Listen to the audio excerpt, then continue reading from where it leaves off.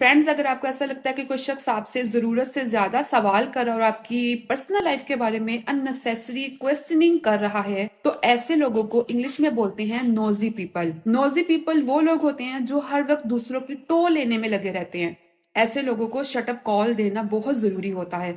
तो आज के लेसन में मैं आपको सिखाऊंगी कि इंग्लिश में पोलाइटली हम कैसे ऐसे लोगों को रोक सकते हैं। तो जब भी कोई आपसे आपकी जाती जिंदगी के मुतालिक सवाल करे, तो आप उनको बड़ा पोलाइटली कह सकते हैं कि now you are getting too much personal. अब आप कुछ ज्यादा ही पर्सनल हो रहे हैं। या फिर आप यूं कहें, why are you so curious about my self.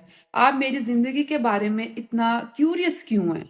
और अगर आप इस तरह से नहीं कहना चाहते, तो फिर इसका दूसरा हल ये है कि गुफ्तगू का मौजू बदल दें। Try to shift the focus of your conversation. और इसके लिए रिवर्स साइकोलॉजी का इस्तेमाल करते हुए आप उनसे उन्हीं की जिंदगी के बारे में सवाल करें। You can say something like, tell me something interesting about yourself. What's happening in your life nowadays? What do you do in your free time? What's your hobbies? Do you like cooking? How is your job going? Do you have something interesting to share with me? तो इस तरह के सवालात से उनका ध्यान आपसे हट जाएगा और आप कोई हेल्दी कन्वर्सेशन कर पाएंगे। ऑलवेज रिमेंबर, हेल्दी कन्वर्सेशन हमेशा 4 बातों पर मुश्तमिल होती है।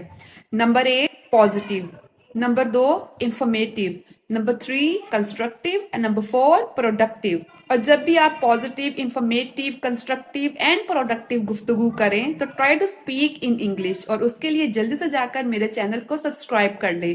Thank you so much for watching.